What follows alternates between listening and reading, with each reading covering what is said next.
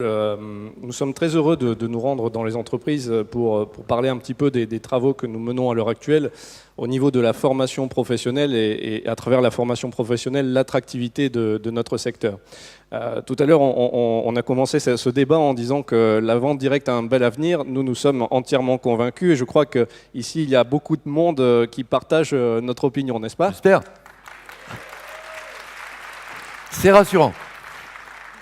Alors, si la vente directe a un bel avenir, c'est aussi parce que le métier de la vente directe fonctionne très bien et de plus en plus plébiscité par les demandeurs d'emploi, les personnes qui cherchent à se reconvertir professionnellement, les jeunes de plus en plus.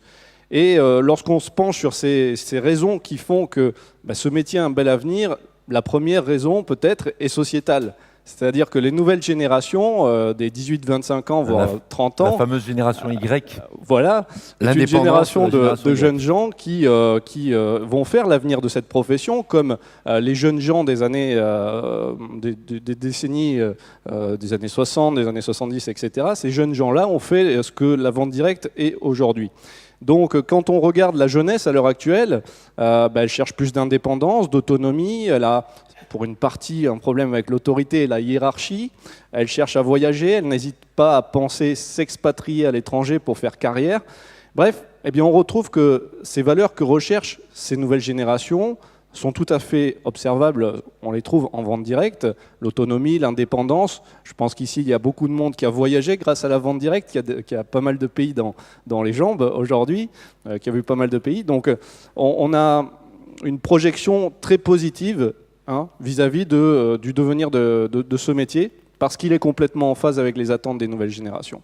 Donc ça, c'est la première raison qui est sociétale. La deuxième raison, elle correspond au projet que l'on a mis en place depuis maintenant plus d'une dizaine d'années, dès le début des années 2000, qui concerne la formation. La formation, aujourd'hui, elle est indispensable à tous les niveaux parce que l'image du secteur a évolué, parce qu'il est de plus en plus attractif pour des gens qui veulent vraiment bâtir un projet. Vous me posiez la question, enfin on parlait tout à l'heure d'entrepreneuriat, on est complètement dans le cœur de l'entrepreneuriat en vente directe.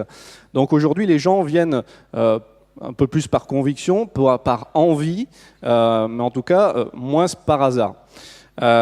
Donc face à ces nouvelles attentes, des gens qui veulent rejoindre nos réseaux, on doit diffuser de la connaissance sur la vente directe.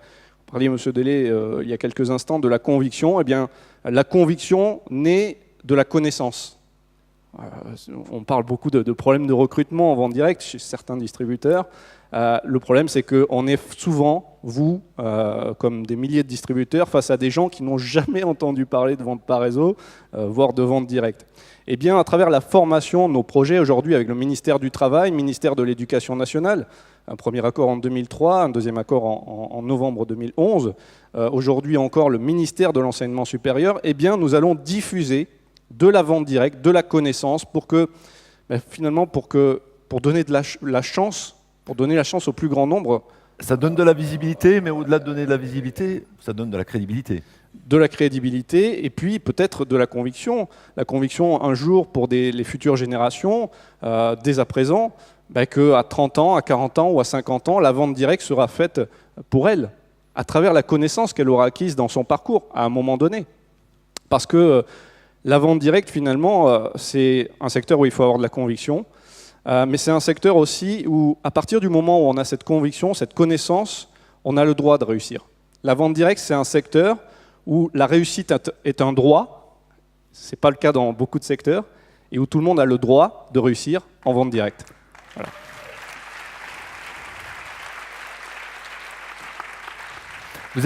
Tout à l'heure, nous évoquions, avant ce débat, nous évoquions quelques chiffres justement quant à la formation dans la vente directe par rapport à la formation dans les entreprises traditionnelles. Et je crois que là, il y a un delta qui est tout à fait intéressant et significatif. Alors, oui, c'est vrai qu'on on savait que 100% de nos entreprises proposent des programmes de formation. Dans notre secteur, c'est minimum 1 semaine, 3 semaines par an, répartis sur l'année, naturellement.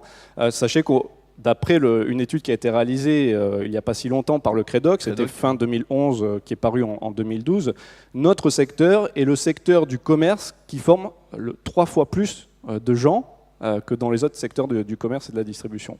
Donc ça, c'est un facteur de réussite considérable. Exactement, exactement. Okay. Donc, Philippe, vous voulez intervenir? Parce que je voudrais souligner que Jean-Laurent Rodriguez nous a été une grande étape pour nous. C'est lui qui est le premier à avoir fait une thèse. Une thèse, ça veut dire 3 ans d'études après un Master 2, qui est le premier à avoir fait une thèse sur la vente directe. Cette thèse a été remarquablement reçue et ça nous permet aujourd'hui d'être présents dans toutes les universités. Il est reconnu dans toutes les universités. Merci. Jacques, je vais prendre. Je suis désolé. Est-ce que voilà, Jacques, merci. Non, simplement peut-être, Jean-Laurent, en 2 minutes, expliquer également que la plupart des personnes ici, compte tenu que la formation professionnelle est un élément indispensable et important au sein de Forever Living Product, vont pouvoir, dans les mois qui viennent, enfin dans les semaines, dans les mois qui viennent, dans les années qui viennent, obtenir un titre et bientôt un titre d'État. Bien sûr, c'est très important. C'est un point éminemment important, absolument.